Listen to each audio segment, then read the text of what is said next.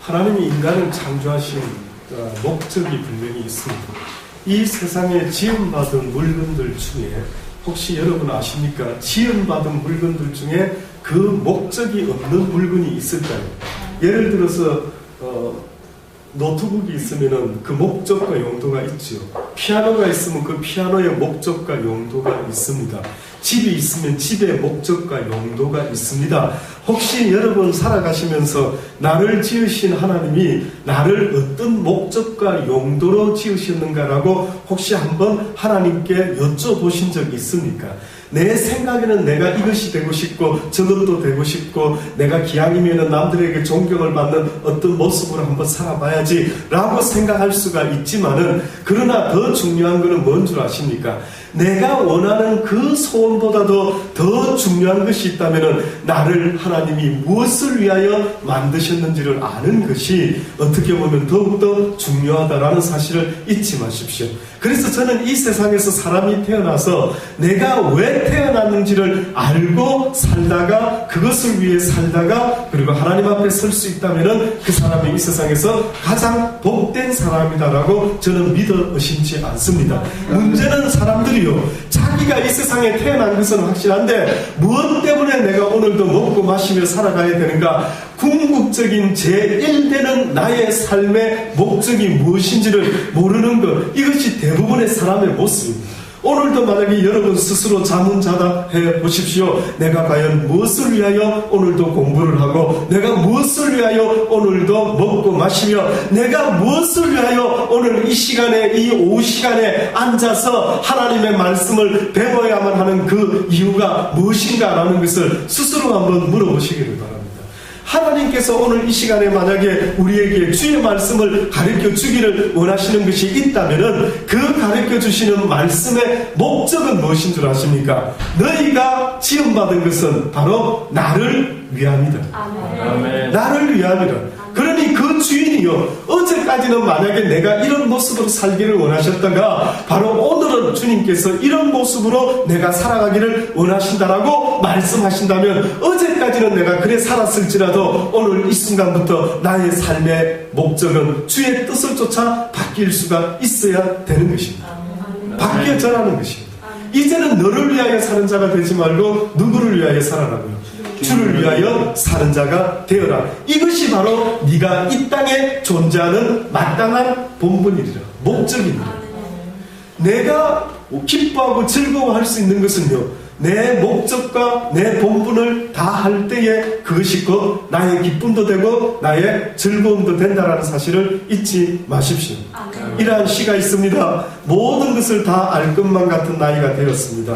무엇 하나 새롭게 들리지 않고 아무리 좋은 말씀이라도 언젠가 들은 것 같은 마음이 들어 무딘 제 가슴을 뚫고 들어오기가 어렵습니다. 전도자의 말처럼 모든 것이 헛되고 헛되다는 생각에 사로잡혀 저의 껍질 속에 안주하려 합니다. 늘 살아왔던 것이 가장 좋은 것은 아니더라도 적어도 불편하게 하거나 불안하게 만들지는 않습니다. 새로 태어난다는 것이 제게는 그래서 더 두렵습니다. 죽음을 통하여만 살 수 있다는 것이 더욱더 무섭습니다. 죽음 뒤에 결코 부활하지 못할까봐 이렇게 죽기를 거부하는 것입니다. 죽음의 세계까지 찾아가시는 주님, 낡은 껍질을 포기할 수 있는 믿음을 주십시오. 성령의 바람에 저를 맡기고 다시 태어나 온유와 진실과 선, 자유와 친절로 걸러지게 해 주시옵소서라고 하십니다.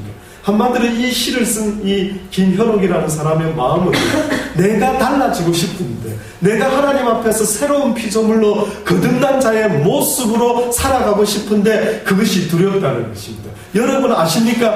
그전에는 나를 위하여 살아가는 것이 아주 당연한 것인 줄 알고 오랫동안 살아왔죠. 그런데 어느 날 나는 죽고 내가 새롭게 거듭나서 내가 그리스도를 위하여 살고 죽는 인생이 되겠다라는 마음을 먹고 살아보려고 하니까 두렵답니다.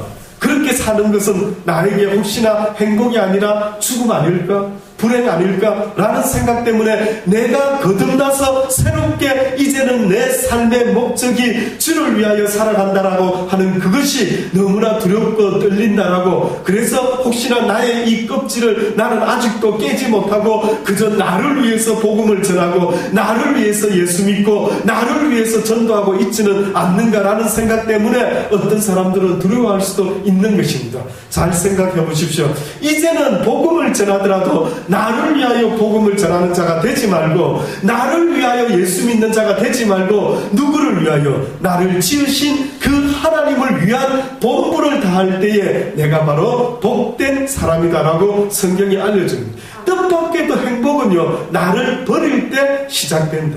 나를 버릴 때 얻을 수 있는 것이 내가 그렇게 원했던 행복과 기쁨의 느낌이다 라는 것을 한번 생각해 보실 수 있기를 원합니다.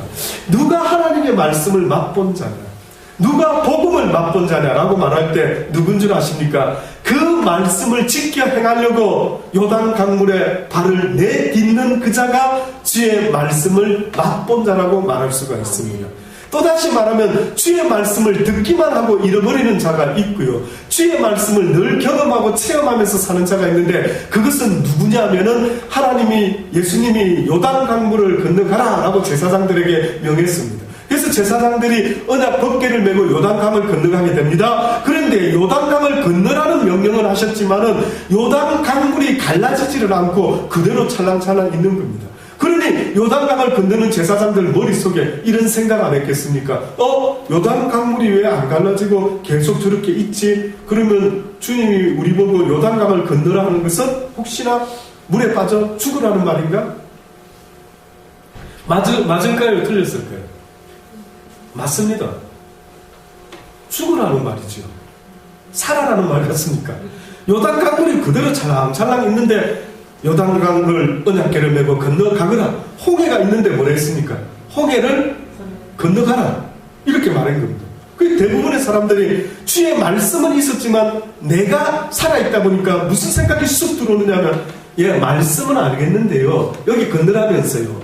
그런데 강인데 어떻게 건너라는 거죠? 이게 갈라져야 건너는 것 아닙니까? 지금 그러고 있는 겁니다.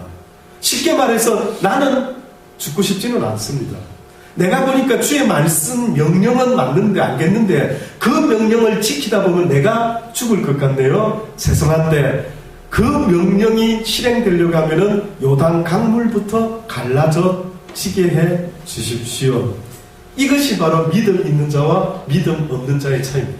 너무 큰 차이죠. 그러니 결국은 믿음이라는 단어는 내가 죽고 내가 의지하고 판단하는 모든 내 생각이 죽어가는 것입니다. 내 생각대로 전도하는 것도 아니요, 내 생각대로 나를 위해서 예수 믿는 것도 아니요, 어떻게 보면은 모든 것은 다 누구를 위하여 해야 된다고? 주를 위하여 해야 된다. 이 모든 존재하는 것은 누구를 위하여? 인간을 위해서 존재한다면, 인간이 하나님을 위해 존재한다면 결국 인간은 죽어야 하나님의 존재가 나타날 수가 있다라는 것을 성경이 믿음이라는 말로 자꾸만 말하고 있는, 네가 살아있구나, 네가 죽지 않았구나, 무슨 말인데요? 네가 나를 믿지 않고 있구나, 무슨 말인데요? 믿는데요. 네가 나를 믿으면 어떻게 하라고요? 요단 강물을 건너가라라고 말하면은 비록 요단 강물이 그대로 있지만은 내 머릿속에서 아무리 갈라져야 되는 거 아니야? 이때쯤에 우리 교회가 부흥돼야 되는 거 아니야? 이때쯤에 라고 하는 생각이 있을지라도 어떻게 해야 된다고요? 죽으면 죽으리라. 무시당하면 무시당하리라. 아이고 이영호 목사 와서도 물된 동산교회 별 볼 일 없네. 온갖 소리를 들을지라도 때로는 믿음의 시험이 우리에게 있을 수도 있다라는 이야기입니다. 꼭 잊지 마십시오. 그러니 결국은 모든 궁극적인 전도의 열매는 누가 맺게 해야 됩니까? 내가 맺게 할 수 있을까요? 하나님이 할 수 있을까요? 하나님이 합니다. 전도는 어디서부터 시작되는 줄 아십니까? 먼저 내 가정에서부터. 너와 내 집이 구원을 받으리라. 이 기억하십니까? 전도는 먼저 너와 그 다음은 어디에요? 네 가정이 구원을 받아.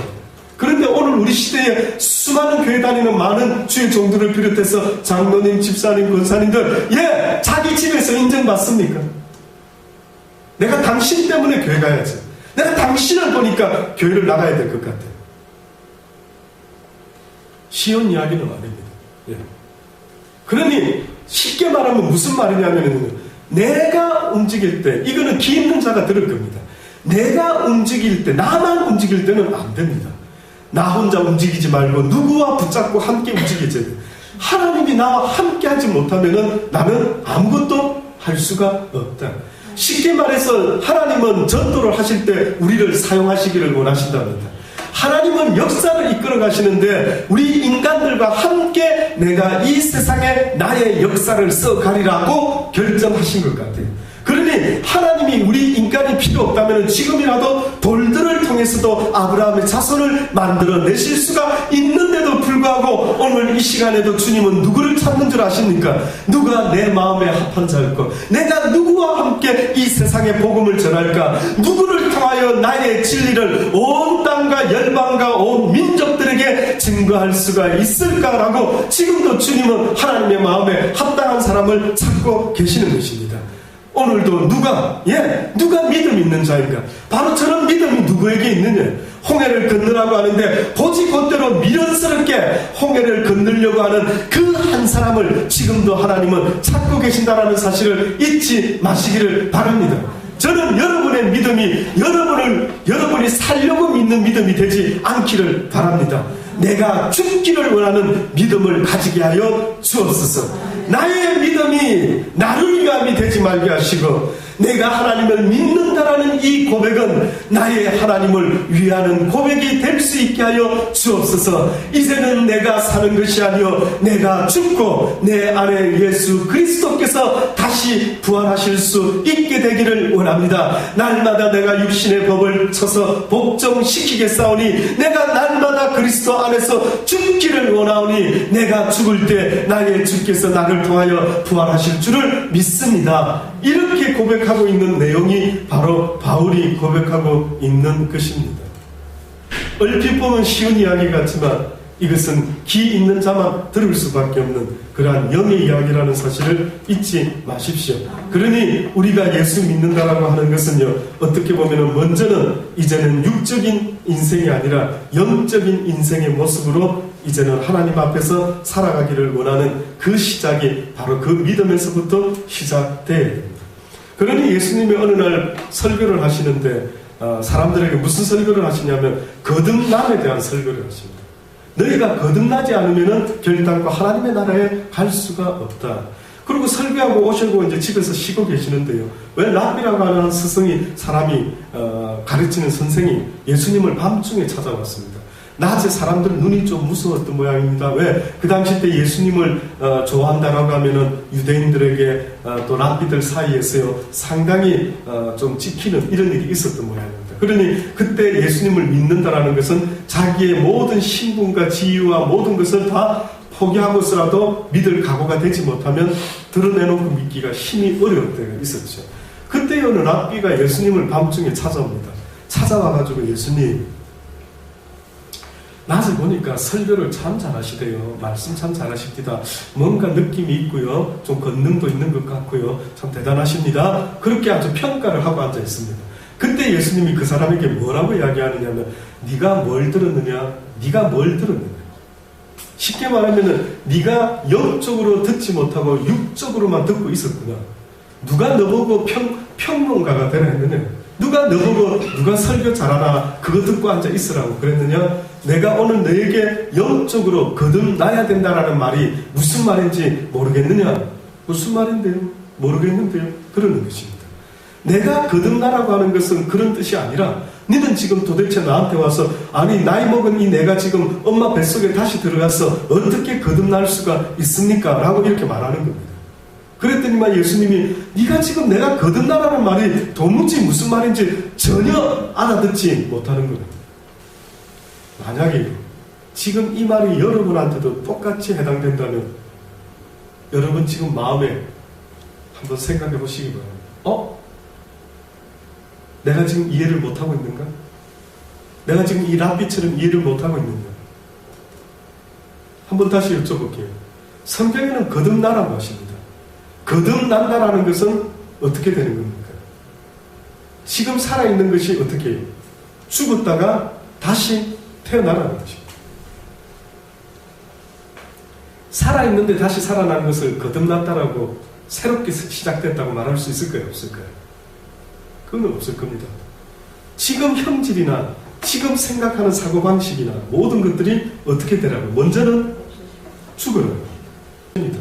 이게 어떻게 보면 기독교인이 되는 순간부터요, 가장 첫 번째 아주 큰 장고, 아주 깊은 시름, 아주 깊은 고민에 빠지게 되는데, 그게 뭐냐면은 성경은 우리에게 자꾸만 네가 죽어야 된다라고 그렇게 해요.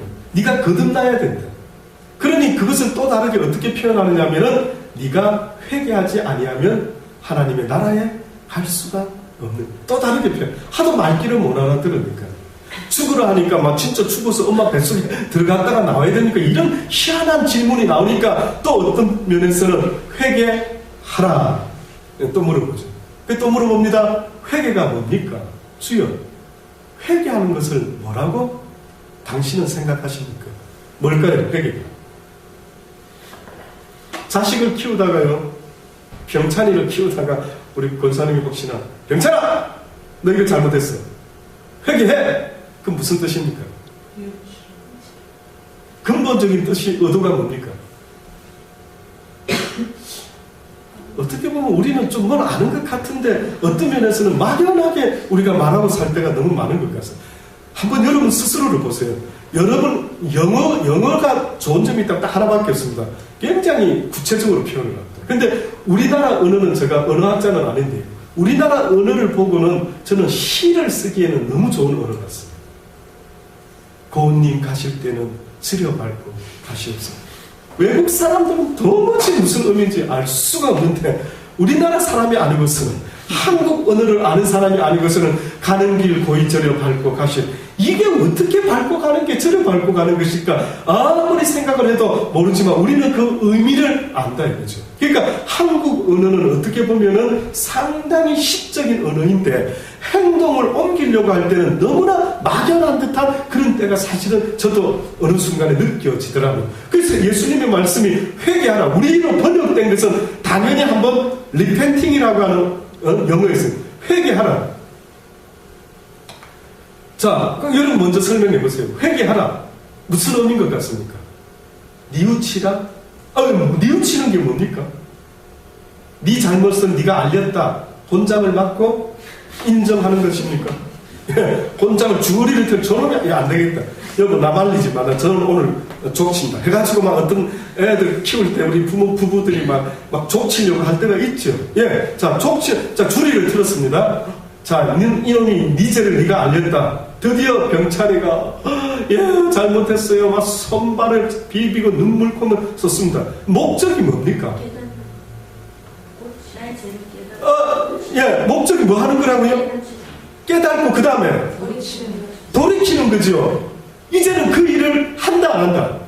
그 일을 안 하게끔 하는 거 아닙니까? 맞습니까? 그러니까 회개한다라고 하는 것은 쉽게 말하면 너희가 이제까지는 너희 생각대로 살았던 세상을 이제는 버리고, 그 생각을 버리고 어떠한 생각에 맞춰라고, 이제는 하나님이 주시는 그 생각 속에서 그분의 말씀을 쫓아서, 쉽게 말하면 그전까지는 너희가 원수를 미워하라라고 모세의 율법을 통해서 들었느냐? 나는 너희들에게 이제 다시 가르쳐주기를 원하는데, 네 원수라 할지라도 어떻게 하라고요? 사랑하라. 네 원수라 할지라도 그를 위해서 어떻게 해줘라? 기도를 해줘라. 이제는 미운 놈이라 하더라도 밉게 보지 말고 어떻게 하라고요? 그를 이쁘게 봐주고, 미운 놈 떡 하나 더 주려 했지만은 나는 미운 놈을 위하여 기도를 해주라고 가르쳐 주느니라. 이제는 그전 방법으로 살았다면, 이제는 리펜팅, 회개하라고 한다면, 그것을 버리라고 한다면, 다시 이제는 어떻게 해요? 방향을 틀어가지고 하나님이 기뻐하는 뜻을 쫓아서 살아라. 그러니 주의 종들이 그 시대마다 나타나서 지금 하고 있는 게 뭡니까? 이제 하나님의 뜻이 이겁니다 계속 가르치고 있는 것, 그것이 바로 사랑의 진리의 말씀 아닙니까? 이제 그렇게 살아라. 예, 전도 중요합니다. 전도 중요합니다. 그 전도는 나 혼자 가서는 안 됩니다. 물론 고구마 전도왕 아시죠? 저도 한 2번 들었습니다.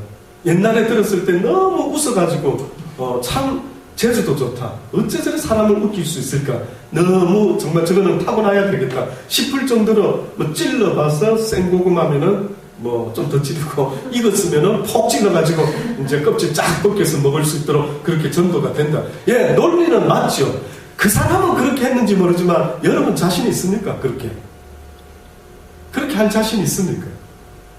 제가 봤을 때는 그 사람의 노하우가 중요했던 것이 아니라 저는 분명히 그분 만나면 이렇게 말해줄 수는 있을 것 같아요. 주님이 함께 하신 모양이죠. 그 어려운 전도를 그래 잘하시네요. 주께서 함께 하시지 않고서야 당신 능력으로 하셨겠습니까? 그런데 어느 순간에 자신의 능력이 자기가 대단한 것처럼 내가 하고 있는 것처럼 또 사람들에게 강의를 시작하더라고요. 전도는 누가 하는 건 줄 아십니까? 주의 성령이 하십니다. 그래서 성령이 임하시면 너희가 권능을 얻고 온 유대와 사마리아와 땅끝까지 이르러 나의 증인이 되느니라. 전도의 의미는 뭔 줄 아십니까? 그리스도의 증인이 되는 것입니다. 이걸 어떻게 하면 가슴에 새겨드릴까요? 이걸 어떻게 하면 가슴에 새겨드릴까요? 전도가 뭐냐고요? 물된 동산기에 사람을 끌어모으는 것이 궁극적인 전도는 아닙니다. 누가 그거 만들었는데? 예배당에다 끌어모아라고 누가 만들었는데? 그 역사가 어디서부터 시작됐는데? 성경에 있습니까? 한 군데 있습니다. 이런 표현이 있습니다. 내 집을 가득 채워라. 만민이 기도하는 집으로.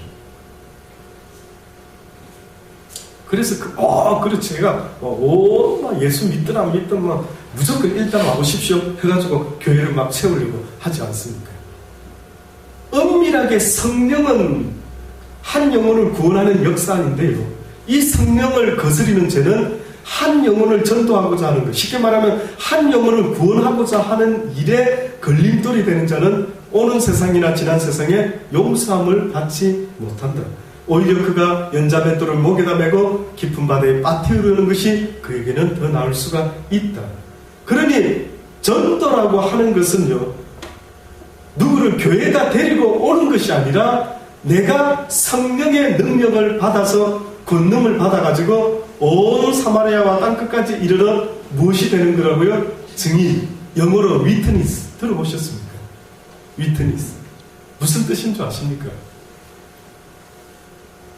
증인이 무슨 뜻인 줄 아십니까? 법정에서. 증인. 네. 만약에 이 사람이 예수입니다. 그런데 법정에서 양쪽으로 갈라졌습니다. 한쪽에서는 예수는 하나님의 아들이요 우리의 구세주라, 메시아라. 누구든지 저를 믿는 자마다 멸망치 않고 영생을 얻게 된다.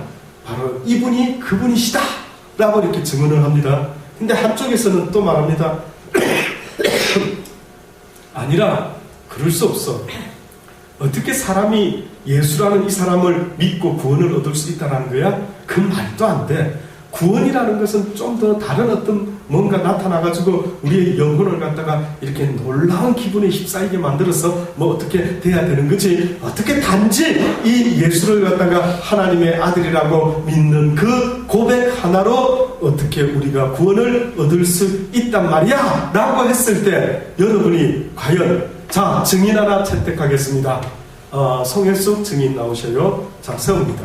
자 당신은 이 예수를 통해서 구원을 받을 수 있다라고 생각합니까? 그렇지 않으면은 이 예수를 믿음으로 구원을 받는 것만 있는 것이 아니라 이것은 사실 아닙니다. 다른 뜻입니다. 어떤 쪽에 당신은 생각이 있습니까? 라고 이제 증인으로 세우는 거예요. 쉽게 말하면. 이쪽 증인으로 될 수도 있고 저쪽 증인. 근데 만약에 예수 쪽에 증인이 된다라는 것은 바로 이 사람은 어떤 사람이어야 하느냐.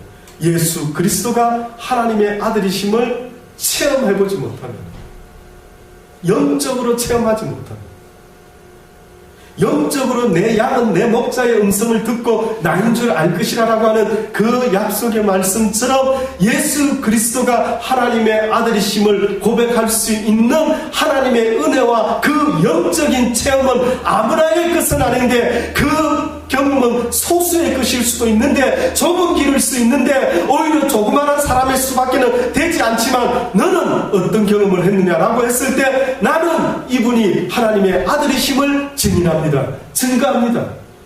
우리는 이 땅에서 그분의 증거자들.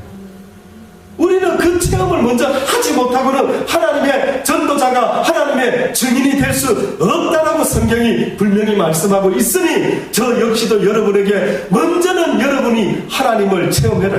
먼저는 여러분이 하나님의 증인이 되어라. 그래서 어느 곳에 가든지 주는 살아계신 하나님이십니다. 하나님의 아들이십니다. 누구든지 주를 믿지 아니하면 결단코 구원을 받을 수가 없습니다. 네가 누군데? 내가 바로 증인입니다. 내가 바로 그것을 경험한 자입니다. 내가 바로 내 생명을 다 바쳤으라도 이 말이 거짓말 아닙니다. 선서합니다. 선서합니다. 지금 내 입에서 나오는 이 모든 말은 결단코 1.1핵이라도 거짓을 안 하는 것이 아니라, 내가 보지 못한 걸 봤다라고 말하고 듣지 못한 걸 들었다라고 말하고 있는 것이 아닙니다. 내가 보았고 내가 들었으니 내가 말하는 것은 조금도 거짓됨이 없고 참이니, 하나님은 살아계신 하나님이시오. 지금도 그를 믿는 자들, 그를 바라보는 자들, 택함을 받은 자들, 그의 백성들은 지금도 그와 날마다 교통하며 날마다 그를 나의 주 나의 하나님이라 부르며 그를 즐거워하며 오직 그분만을 바라보는 그분의 해바라기로 살아가고 있는 사람들이 나를 포함해서 지금도 이 땅에 수많은 사람들이 있지만은 그 가운데 그루터기로 남아 있습니다. 예, 저에게 물어보시면 저는 그래서 증인이라고 말하죠. 제가 본 것을 말했고 제가 들은 것을 지금도 여러분에게 이야기를 하고 있는 것 아닙니까? 본 것도 없는데 들은 것도 없는데 어떻게 주의 증인으로 나설 수가 있겠습니까?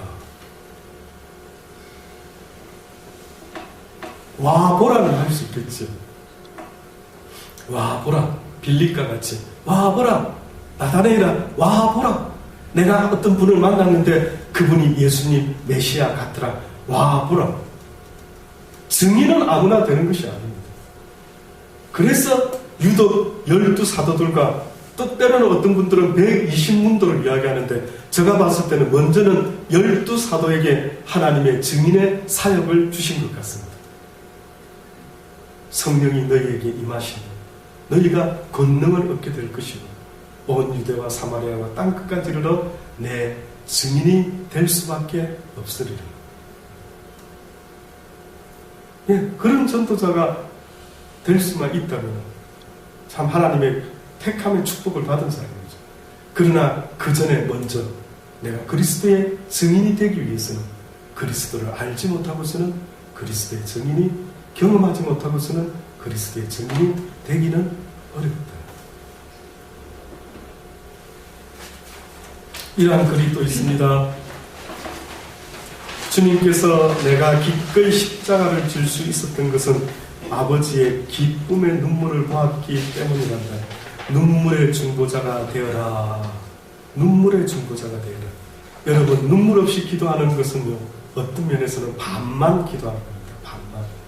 눈물 없는 기도는요, 여러분이 쉽게 말하면 감동 없는 영화를 보는 것과 똑같은 것입니다. 주여 나에게 감동을 주소서, 주여 나에게 와 라고 하는 그 영혼의 탄성을 부를 수 있도록 은혜 베풀어 주시옵소서 라고 하는 것은 주여 나에게 기쁨의 눈물을 흘리게 하여 주옵소서, 기도의 눈물을 흘리게 하여 주옵소서. 예배 후 기도를 드리는데 십자가를 지고 더욱 좁은 길에 첫 발을 내딛었습니다. 주님께서 모든 사람들이 아버지의 뜻과 계획대로 가게 된단다. 그러나 그 길은 너희가 생각하는 것처럼 쉽고 편한 길은 아니지. 어려운 시험을 통과한 이들이 그만큼 인정을 받듯이 좁은 길을 통과한 자들은 그 길 끝에서 영광의 기쁨을 얻게 된단다 하시는데, 주님께서 예비해 놓으신 그 길을 순종함으로 갔더라면 더 빨리 갈 수 있었을 텐데 세상을 사랑하고 뒤돌아보고 두려워서 그 길을 멀리 돌아왔네요. 주님 죄송해요. 이제는 주님이 저희의 대장 주인 왕이 되어주세요. 주님을 따라가겠어요 라는 부끄럽고 죄송한 고백을 드렸습니다. 모든 이들이 구원받고 영광에 이르길 원한단다. 하지만 그들이 선택해야 한단다. 자유의지를 주었기 때문이지. 아직도 머뭇거리고 선택하지 못한 이들을 난 기다리고 있단다. 그들이 올바른 선택을 하면 좋으련만 양이 목자가 인도하는 대로 잘 따라가면 좋은 꼴을 만날 수 있지만 그렇지 않고 목자를 떠나 다른 길로 간다면 맹수의 밥이 되고 위험과 적들을 만나는 것처럼 아직도 아버지께서 예비해 놓으신 그 길로 들어서지 않고 다른 길을 찾아 헤매는 자들이 많구나. 어느 길을 선택하느냐, 그것이 너의 삶이 되고 영원한 운명이 된다. 지금 너희 자신이 어느 길로 가고 있는지 보아라. 용서, 감사, 사랑, 축복을 택하느냐, 미움과 저주, 원망을 택하느냐는 밭에 어떤 씨를 갖고 좋은 열매와 나쁜 열매를 맺듯이 그것은 바로 너희 삶에 씨를 뿌리는 것과 같다라는 것입니다. 내가 지금 어떤 삶을 살아가고 있는가? 내가 하나님의 발걸음